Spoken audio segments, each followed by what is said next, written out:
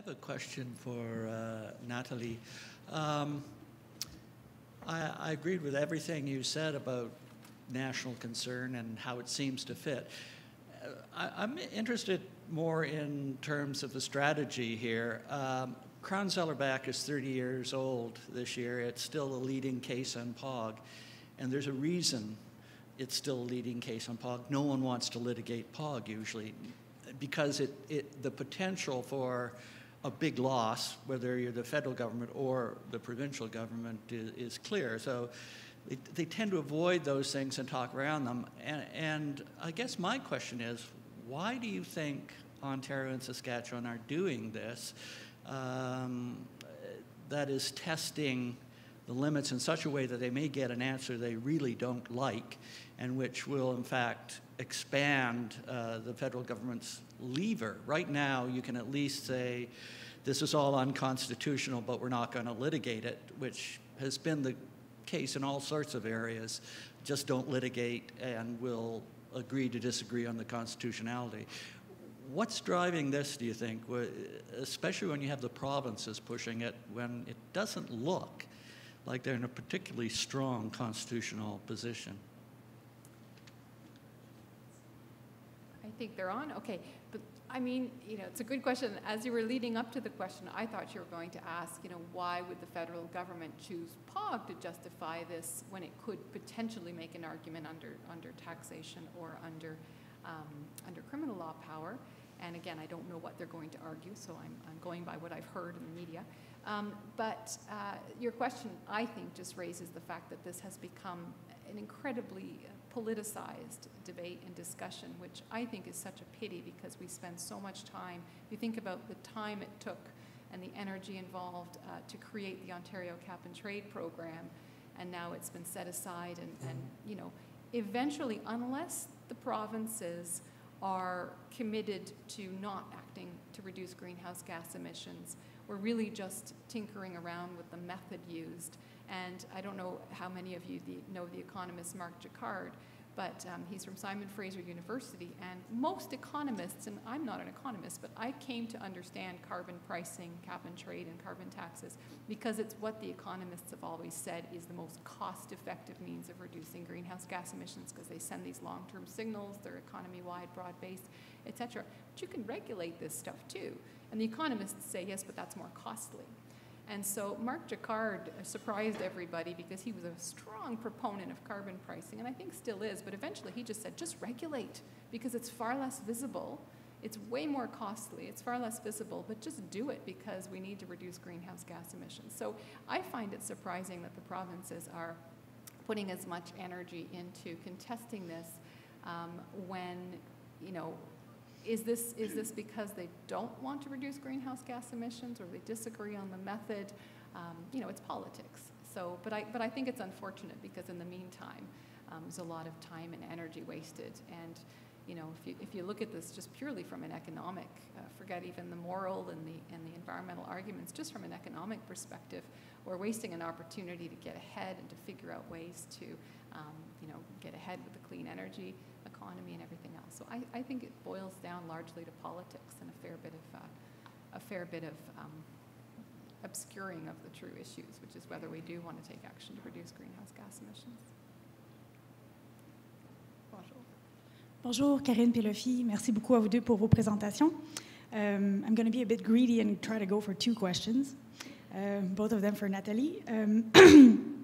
As we know, the Constitution wasn't written with the environment in mind, and so I was wondering if in the jurisprudence you've seen anything that can hint at the fact that there could be a way of reading the Constitution in a way that forces an interpretation that is in favor of climate protection of either of the doctrines that could justify the bill. And the reason I'm asking is, just from a framing perspective, I see, like, if we go with Syncrude and say it's a criminal law power that justifies all this, then greenhouse gases are an evil, and I find it difficult, let's say the Conservatives get to power again, I find it difficult even for them to say, hey, let's go easy on evil, whereas the POG doctrine to me is much more easier to maybe manipulation to say, oh, actually, our interest is to develop our resources to the maximum and be rich and let everyone die. So I was wondering if you've seen anything that could compound maybe that risk, especially if POG could be exclusive and exclude provincial jurisdiction. And then my second question is, if Saskatchewan is saying that it could be justified as a tax if it was uniformly applied across Canada, is it possibly because the Act doesn't have an equivalency mechanism that ensures that the prices will be similar across Canada, especially since we had a slide from the previous presenter that clearly showed that prices in Quebec and other provinces will be lower than where the backstop applies? Thank you. Well, both great questions. On the first one, I think that, there are lots of arguments to be made about higher principles. I mean, the polluter pays principle, which is a principle of international law. Lots of you in this room know as much and more about these principles. But I think there's an argument to be made that the Constitution has to be interpreted against the backdrop of these kind of principles. My colleague Linda Collins has made a great argument both about the principle of non-regression and about the principle of, again, an unwritten constitutional principle of sustainability, that we should be interpreting the Constitution against the backdrop of sustainability principles. And I think those are arguments that the courts should hear and should consider, and it's something I've been discussing with a colleague, David Robitaille as well at the University of Ottawa, is, should there be some sort of litmus test for courts to use in interpreting the division of powers that allows them to interpret it in the way that is going to be the most progressive from the environmental perspective. And of course, there's all sorts of built-in assumptions in that, and we have to be careful with it, but this idea of some sort of litmus test for sustainability would be very interesting, because I think that there is a marge de manœuvre and a certain scope of interpretation in some of these things. And ultimately, many people view that we need to be moving the goalpost ahead as we go through these interpretations. So I don't know if I managed to answer your question about between the two powers. And in terms of the taxation and equivalency, you may be right, and we don't know why they've conceded that in terms of the taxation power. It could be with respect to potentially equivalencies and equalization payments and the like. So it'll be interesting to see how it's argued. It's not raised in the factum per se. They don't speak to it in that direct way, but it'll be interesting to see. This is not a litmus test, but rather, I suppose, a given of judicial constitutional interpretation, namely that courts keep their theory as narrow as possible and focus on answering the question that they frame, right, as the question before them. So when you look at this, and this has been alluded to already, the risks in adopting whatever version of the POG doctrine versus the taxation power, right? And remember, it's any mode or system of taxation. And my take on this, at least, is that that may be what we're ultimately looking at if you put yourself in the position, ultimately, of a Supreme Court judge looking at this issue, that you would more likely be drawn to trying to resolve this by focusing on the relatively narrow, because it can be cast that way, taxation power, rather than worrying about POG, much less criminal law. Comment? Well, I do agree, although I guess what I'm trying to do in this paper and in this presentation is just push back a little bit against this reticence that everybody has about POG, because there is this great fear that it's going to take over too much scope of provincial jurisdiction. And I never want to be misinterpreted as being someone who believes that provincial jurisdiction should be circumscribed and that there's not a lot of room. I mean, it's the provinces in large part that do so much on environmental protection, and we need to keep those powers interpreted in the largest way possible.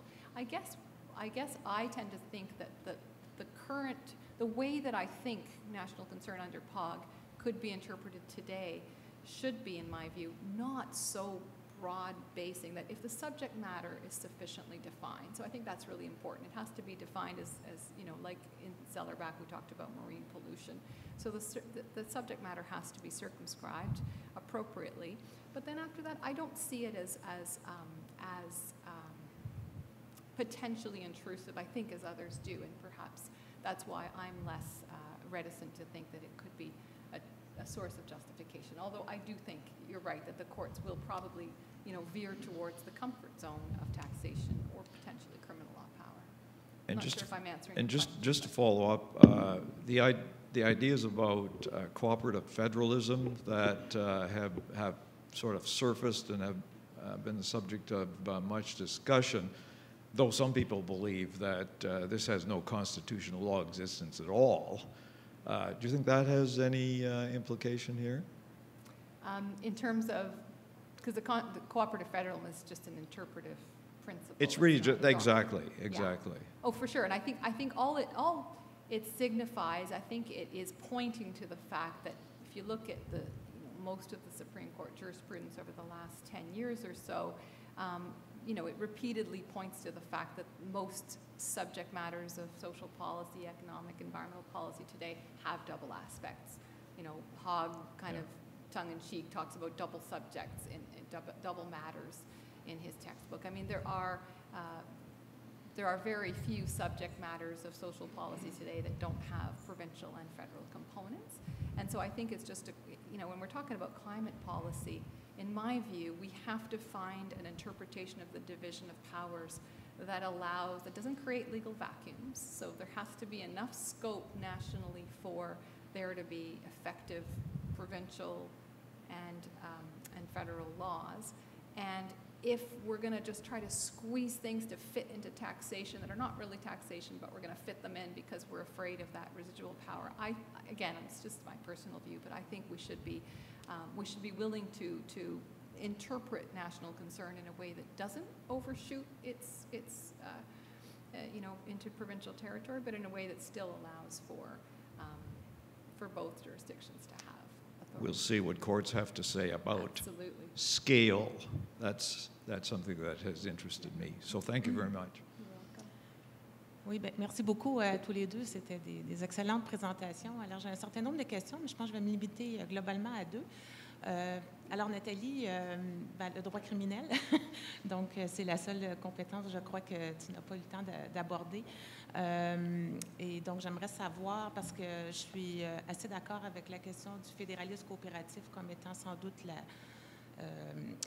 peut-être qui peut aider à interpréter, en fait, la clause paix, ordre et bon gouvernement de façon à assouplir la question de finalement de la juridiction exclusive qui ne pourrait pas tenir, à mon avis, si on interprétait comme ça la clause paix, ordre et bon gouvernement, mais un changement d'interprétation jurisprudentielle est toujours quand même assez difficile, doit être justifié, et je pense que l'évolution du concept de fédéralisme coopératif pourrait peut-être permettre ça. Par contre, sur la base du droit criminel, il faut quand même pas oublier que les gaz à effet de serre avaient d'abord été intégrés à la liste de l'annexe 1 de la loi canadienne sur la protection de l'environnement, et donc la source potentielle était celle probablement du droit criminel. Donc, j'aimerais avoir tes appréciations sur si tu as fait ta recherche aussi pour couvrir ce volet-là, mais sur la possibilité que le système mis en place par la loi fédérale puisse être justifié en vertu de la compétence de droit criminel. Bon, je comprends que c'est peut-être là assez complexe dans la mesure où il s'agit plus d'un système peut-être de taxation, mais quand on parle de regulatory charges, est-ce que ceci pourrait être intégré dans une loi qui pourrait être justifiée sur la base du droit criminel? Donc, j'ai cette question-là. L'autre aspect, peut-être pour les deux, il y a quand même un exercice qui n'a jamais été fait, en fait, au Canada, enfin, à ma connaissance. Je ne sais pas si on en a discuté vraiment de façon sérieuse, mais il reste que quand on compare, par exemple, avec ce qui a été fait en droit européen, par rapport à la réduction des gaz à effet de serre. Il y a un exercice de distribution qui a été fait dès le départ entre les États de l'Union européenne pour donc donner à chaque chaque entité, en fait, chaque État des objectifs à atteindre spécifiques. Et donc, ça venait d'en haut. Bon. Et dans le contexte canadien, on voit que c'est plus venu de la base pour certaines provinces et d'autres à qui on cherche à imposer. Donc, des mesures de réduction.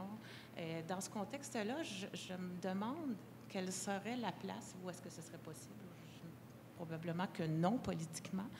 Mais je me pose quand même la question oui, mais on n'aurait peut-être pas dû procéder d'abord et avant tout en essayant de distribuer, parce que ça pose, comme plusieurs l'ont mentionné, tu l'as mentionné, Nathalie, dans ta présentation, ça pose la question de l'équité entre les différentes mesures prises dans les provinces. Qu'est-ce qui est égal à quoi? Quand on a un système de cap and trade, c'est quand même très différent d'un régime de taxation. Comment concilier tout ça? Donc, c'est mes deux questions. OK, bien, je vais répondre à la question du droit criminel. Après ça, on peut partager la réponse à la deuxième partie. Mais pour le droit criminel, c'est certain, encore, je ne sais pas si tout le monde se souvient, mais le test, effectivement, qu'il doit avoir un droit public légitime, un but public légitime, et puis une interdiction associée à une peine, pour que ça soit justifiable sous le droit criminel. Et puis, comme on a vu dans la décision Hydro-Québec, la loi canadienne sur la protection de l'environnement a été justifiable sous le droit criminel, et puis par la majorité. Et puis aussi, on a vu une décision, professeur Trudeau l'a mentionné, Syncrude, je l'avais sur mon diapo, que je n'ai pas eu la chance de discuter, mais dans Syncrude, il y avait un règlement sous la loi canadienne sur la protection de l'environnement qui exige un pourcentage, 2 d'énergie renouvelable, de biocarburants, dans le diesel. Et puis, un autre règlement, 5 pour l'essence. Mais effectivement, c'était ce règlement qui a été contesté par, encore, la compagnie Syncrude, qui a dit que ce n'était pas du droit criminel parce qu'on exigeait un pourcentage. C'était plutôt un incitatif économique, c'était l'argument présenté devant le tribunal, c'était ultra vires parce que c'était vraiment un incitatif économique, pas du droit criminel. Mais on a vu dans cette décision qui s'est rendue à la Cour d'appel fédérale qu'on a jugé ça intra vires, constitutionnel, basé sur le fait, premièrement, puis ça c'était encore, on a utilisé le langage que les émissions de gaz à effet de serre, la gestion, la réduction de ces émissions, c'était jugé un objectif public légitime, donc la protection de l'environnement, protection de santé, etc.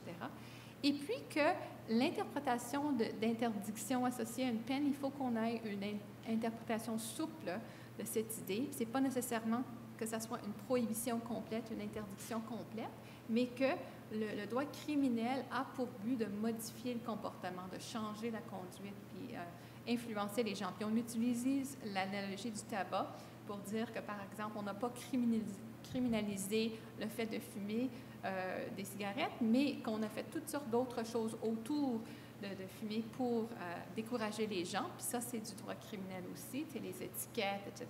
Puis même chose avec ici, c'était un incitatif d'utiliser des biocarburants. Ce n'était pas une interdiction complète, mais ça rentre, ça s'insère dans le droit criminel. Donc, ça a créé une grande ouverture en ce qui concerne la possibilité d'utiliser le droit criminel pour justifier des mesures économiques. Donc, oui, je crois qu'il y a une forte possibilité que ça pourrait s'insérer. Je n'ai pas fait d'analyse aussi profonde de tous les petits détails là, que j'ai fait pour les autres pouvoirs. C'est pour ça que je l'ai mis à la fin. Mais ça va tout tourner sur la question de la conception du mécanisme, puis le fait que c'est encore un prix, c'est un incitatif, ce n'est pas une prohibition.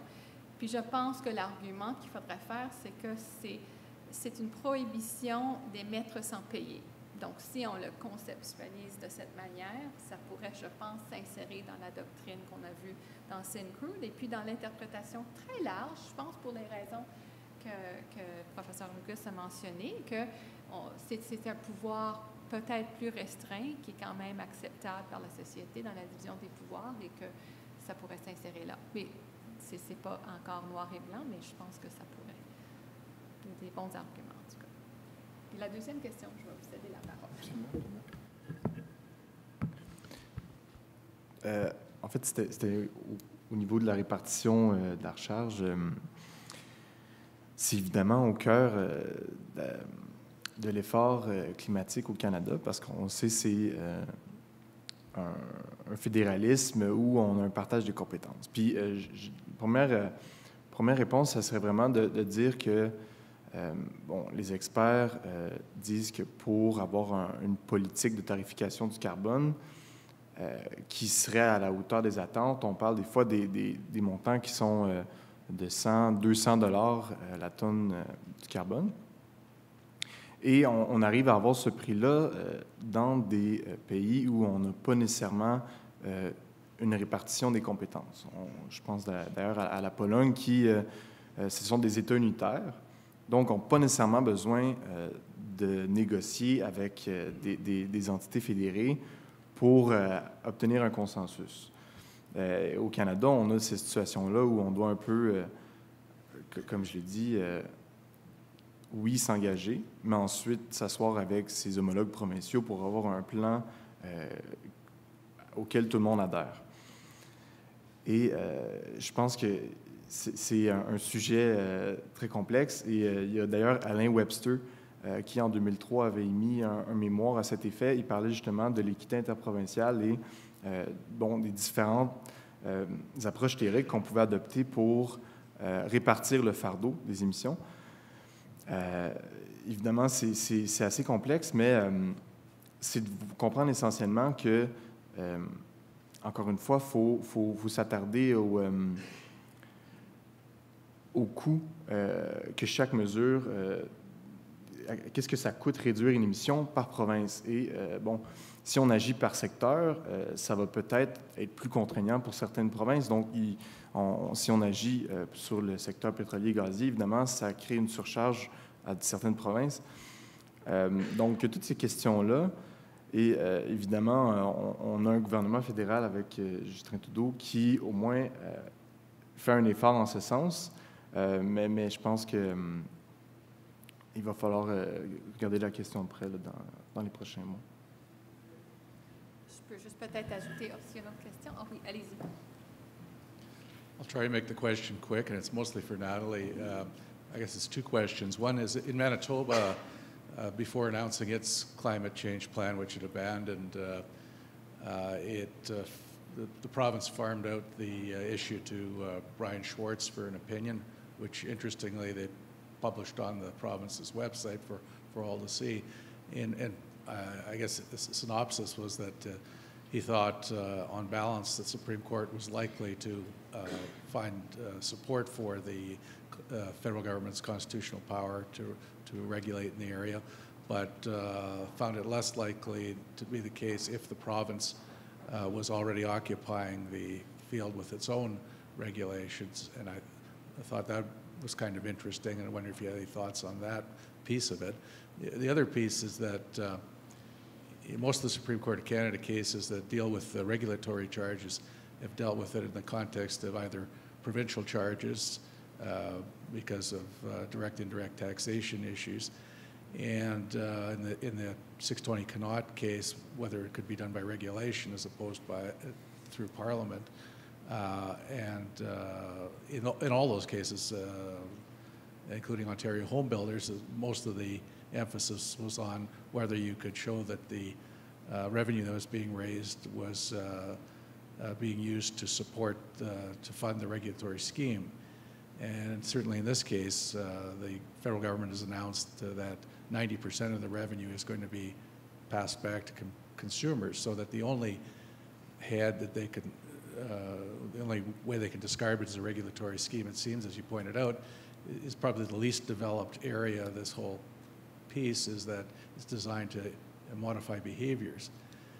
And even so, if it's a regulatory scheme, it's got to be founded on one of the other heads of power. There's no independent power to enact regulatory schemes. So that seems to me a curious approach to be taken by the federal government. Not to say that I'm a big fan of trying to hang this on the criminal law power, because that didn't go very well for them on the securities legislation reference. So, I mean, all great points. I think we do have a little bit of jurisprudence in respect of of the interpretation of taxation versus regulatory in the context of Section 125. So we have that.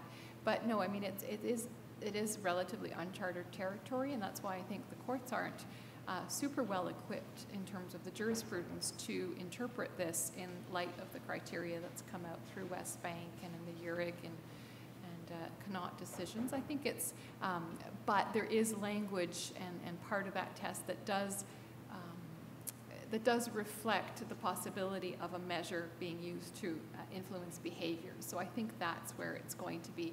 The court will have a chance to flush that out, and really, I think you're absolutely right that you know, the federal government's in a funny position because it could argue tax. You know, it's arguing it's a regulatory charge that's justified under POG, but it could have also argued tax. So it's, I mean, its alternative arguments are interesting because they're kind of two very different sets of arguments. But it does, I think, harken back to the question that you raised, Professor Trudeau, with respect to, you know, it's chosen this national carbon pricing approach, right? It's chosen pricing as the federal approach.